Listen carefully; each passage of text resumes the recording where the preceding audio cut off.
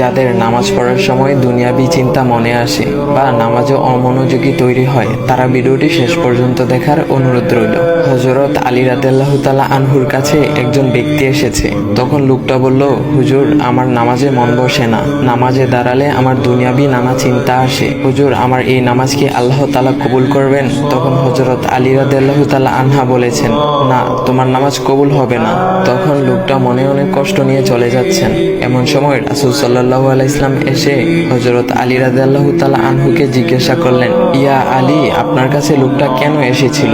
এসে দেখি মন খারাপ করে চলে গেল। কেন, কি হয়েছে আমাকে বলুন। তখন আলী রাদিয়াল্লাহু তাআলা আনহু বলেন, তিনি আমার কাছে জানতে এসেছেন যে নামাজে দুনিয়াবি চিন্তা আসলে নামাজ হবে কিনা। আমি বলেছি, না, তোমার নামাজ কবুল হবে না।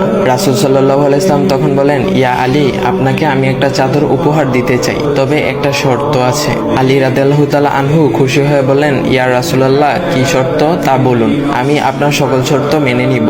বুঝতেই তো পারছেন রাসূল সাল্লাল্লাহু আলাইহি ওয়াসাল্লামের চাদর বলে কথা। তখন রাসূল সাল্লাল্লাহু আলাইহি ওয়াসাল্লাম বললেন, ইয়া আলী, আপনি যদি এই মুহূর্তে 2 রাকাত নামাজ একনিষ্ঠভাবে পড়তে পারেন দুনিয়াবি সকল চিন্তা দূর করে, তাহলে আমি আপনাকে সেই চাদরটি উপহার দেব। আলী রাদিয়াল্লাহু তাআলা আনহু বলেন, এটা তো সাধারণ ব্যাপার। আলী রাদিয়াল্লাহু তাআলা আনহু তখন নামাজে দাঁড়িয়ে গেলেন আর তিনি নামাজ পড়তে শুরু করলেন।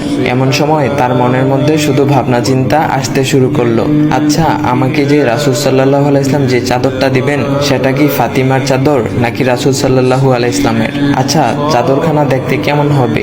এই বিভিন্ন বিষয় নিয়ে ভাবতে লাগলেন। তিনি ভুলেই গেছেন যে দুনিয়াবি চিন্তা নামাজে আনতে রাসূল সাল্লাল্লাহু আলাইহি ওয়াসাল্লাম নিষেধ করেছেন। এর মধ্যে আলী রাদিয়াল্লাহু তাআলা আনহুর নামাজ পড়া শেষ। আলী রাদিয়াল্লাহু তাআলা নামাজ শেষ করে রাসূল সাল্লাল্লাহু আলাইহি ওয়াসাল্লামকে বলতেছেন, ইয়া রাসূলুল্লাহ, আমি আপনার শর্ত মেনেছি, এখন আমাকে চাদরখানা উপহার দেন। রাসূল সাল্লাল্লাহু আলাইহি ওয়াসাল্লাম বলেন, ইয়া আলী, আপনি কি একনিষ্ঠভাবে দুনিয়াবি চিন্তা মুক্ত ছাড়া 2 রাকাত নামাজ পড়েছেন? তখন আলী রাদিয়াল্লাহু তাআলা আনহা মুচকি হেসে বললেন, না ইয়া রাসূলুল্লাহ, আমি আপনার চাদর নিয়ে অনেক কিছুই ভেবেছি। তখন রাসূল সাল্লাল্লাহু আলাইহি ওয়াসাল্লাম বলেন, ইয়া আলী, নামাজ তোমারও হয়েছে, আর তুমি যাকে নামাজ হবে না বলে ফতোয়া দিয়েছো, তার নামাজও আল্লাহ তাআলা কবুল করে নিয়েছেন। শোনো আলী, দুনিয়াবি চিন্তা দ্বারা নামাজ বাতিল হয় না, নামাজ মহান আল্লাহ তাআলা কবুল করে নেন। সকল ফরজ নিয়ম কানুন মেনে নামাজ পড়লে নামাজ হবে ইনশাল্লাহ। তবে আমাদের সকলের উচিত নামাজ আদায় করার সময় একমাত্র আল্লাহকে স্মরণ করে নামাজ আদায় করা।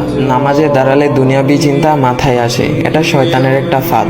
আল্লাহ তাআলা আমাদের সকলকে শয়তানের কুমন্ত্রণা থেকে হেফাজত রাখুক এবং সঠিকভাবে মনোযোগের সাথে নামাজ আদায় করার মতো তৌফিক দান করুক। সবাই বলি আমিন। চাইলে ভিডিওটা আপনি অন্যদের কাছে শেয়ার করতে পারেন, এতে অন্যদের ভুল ভ্রান্তিগুলো দূর হবে। তো গাইস, এমন ইসলামিক ভিডিও পাওয়ার জন্য ভাইয়ের আইডিটা ফলো করে দেওয়া যাও।